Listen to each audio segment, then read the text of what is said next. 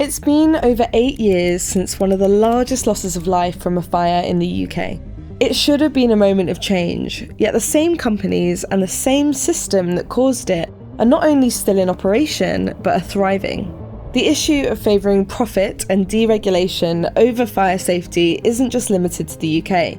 Over 50 tower block fires in countries all around the world involved the same type of external cladding that caused the Grenfell Tower fire.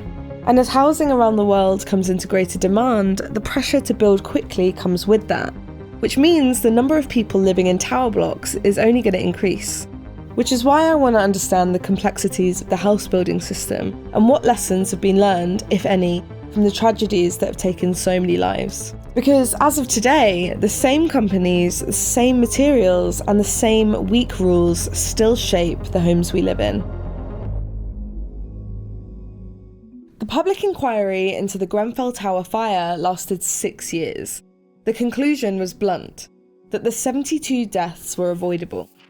It's said they were the result of incompetence and dishonesty on the part of the companies involved, and decades of failure and complacency by successive governments.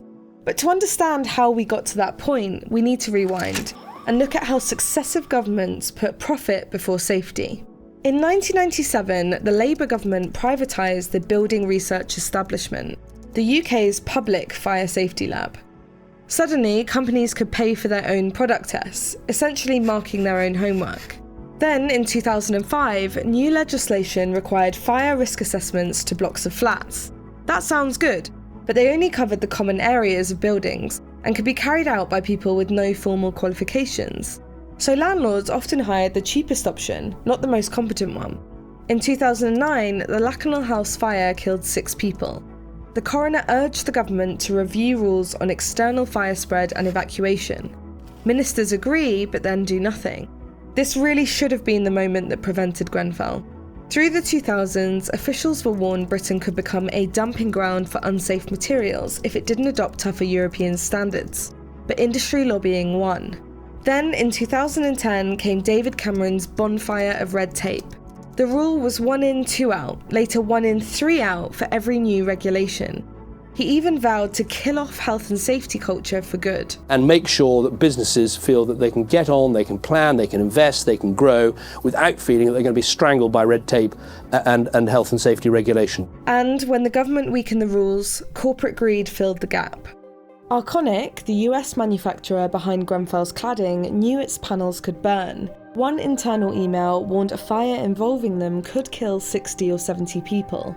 Arconic weren't allowed to sell those same panels for tall buildings in the US, but kept selling them in the UK. Celotex, owned by the French giant Saint-Gobain, made the foam insulation behind the cladding. They faked safety tests, swapping in fire-resistant materials during trials so that their product would pass. Kingspan produced a different insulation product that ended up on parts of the tower during refurbishment, and later admitted it had sold similar materials for years using falsified test data, with staff joking in text messages to each other that all we do is lie in here. Rydon, the main contractor, oversaw the refurbishment that turned Grenfell into a fire trap. They switched to cheaper flammable panels to, in their own words, pocket the difference. These weren't mistakes, they were decisions, made in a deregulated system that rewards cost-cutting over safety. By 2017, the government's own fire safety guidance, approved Document B, was still vague and outdated. Experts had warned for years it was not fit for purpose. And then, in the early hours of the 14th of June, a fire started on the 4th floor of Grenfell Tower, while most residents were asleep.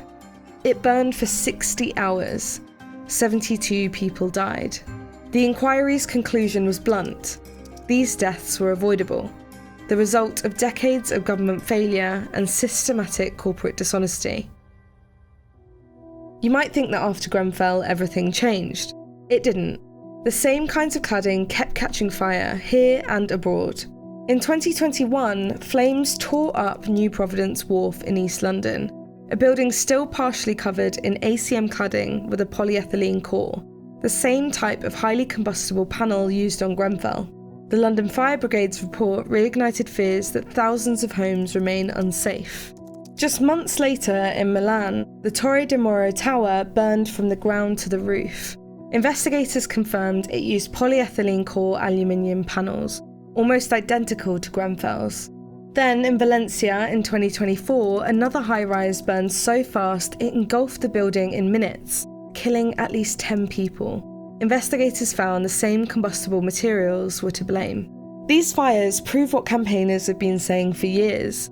The danger isn't isolated to one London tower block.